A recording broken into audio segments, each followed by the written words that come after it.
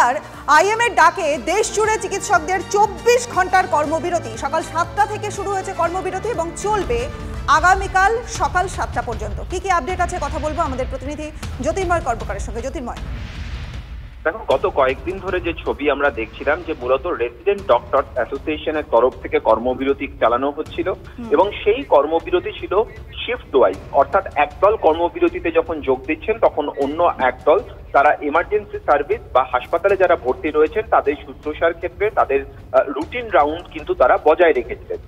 আজ প্রথম সমস্ত ডাক্তাররা, অর্থাৎ সিনিয়র ডাক্তার থেকে শুরু করে একেবারে ইন্টার্ন পর্যন্ত সব স্তরের ডাক্তাররা তারা আজকে কর্মবিরতির ডাক দিয়েছেন এবং এই ক্ষেত্রেও জরুরি পরিষেবা চালু রাখার সিদ্ধান্ত নেওয়া হয়েছে। শুধুমাত্র ওপিডি এবং ইলেকটিভ সার্ভিসে কোনো রকম আজকে কাজে তারা যোগ দেবেন না।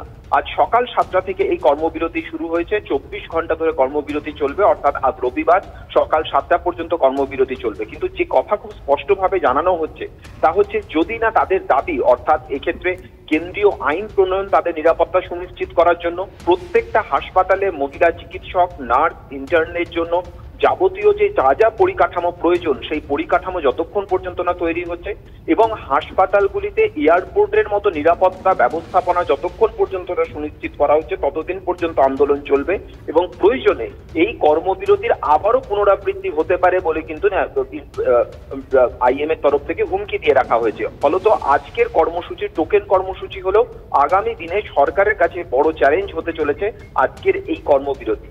নজর থাকবে জ্যোতির্ময়। আপাতত ধন্যবাদ ভাই। আরজিকর এমার্জেন্সি ও নন এমার্জেন্সির পরিষেবা বন্ধ রাখছেন আন্দোলনকারী চিকিৎসকরা।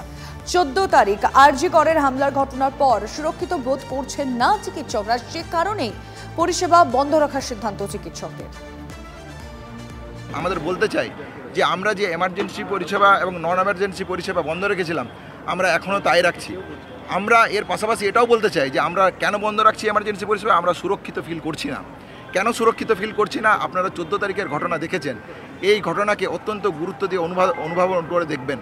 এর পাশাপাশি আমরা বলতে চাই যেটুকু আমরা এমার্জেন্সি পরিষেবা কলেজের বুকে ইনট্যাক্ট ছিল, যেটুকু পরিষেবা ইনট্যাক্ট ছিল, তার আগে যে ভ্যান্ডালিজম ঘটানো হয়েছে সেই ঘটানোর জন্য এই প্লেসগুলো চেঞ্জ হয়েছে, কিন্তু তারপরেও আরজিকরের বুকে এমার্জেন্সি পরিষেবা এখনও অটুট আছে।